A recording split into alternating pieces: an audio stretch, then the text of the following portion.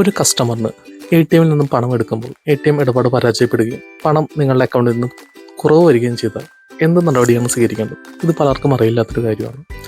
ATM card നിങ്ങൾക്ക് നൽകിയ ബാങ്കിലോ അല്ലെങ്കിൽ പണമിടപാട് തടസ്സപ്പെട്ട ATM-ൻ്റെ ഉടമയായ ബാങ്കിലോ എത്രയും വേഗം പരാതി സമർപ്പിക്കുക. പരാതി ടോൾ ഫ്രീ നമ്പറുകളിൽ വിളിച്ചറിയിക്കാനും പ്രൊവിഷനുണ്ട്. വിളിച്ചറിയിക്കുമ്പോൾ ഡോക്കറ്റ് നമ്പർ വാങ്ങുക. ഇമെയിൽ വഴി ബാങ്ക് ബ്രാഞ്ചിനെ അറിയിക്കുകയും ചെയ്യാം.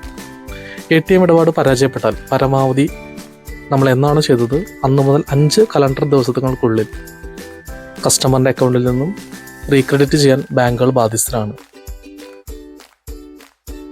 ഈ ഇടപാടിൻ്റെ തീയതി മുതൽ 5 കലണ്ടർ ദിവസങ്ങൾക്കപ്പുറം നമ്മുടെ കസ്റ്റമറിൻ്റെ തുക അക്കൗണ്ടിൽ തിരിച്ചു വന്നില്ലെങ്കിൽ കാലതാമസത്തിന് ഒരു ദിവസം 100 രൂപ വീതം ബാങ്ക് നൽകാൻ ബാധ്യസ്ഥനാണ്.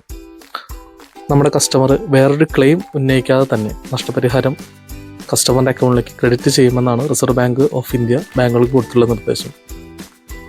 ഇത് പ്രകാരമുള്ള പരാതി പരിഹാരങ്ങൾ ബാങ്ക് കൈക്കൊണ്ടില്ലെങ്കിൽ കൺസ്യൂമർ നിയമപ്രകാരം നടപടികൾ സ്വീകരിക്കാൻ അവസരമുണ്ട്. ATM പേ സ്ലിപ്പ് സൂക്ഷിച്ചു വെക്കേണ്ടതും അത്യാവശ്യമായൊരു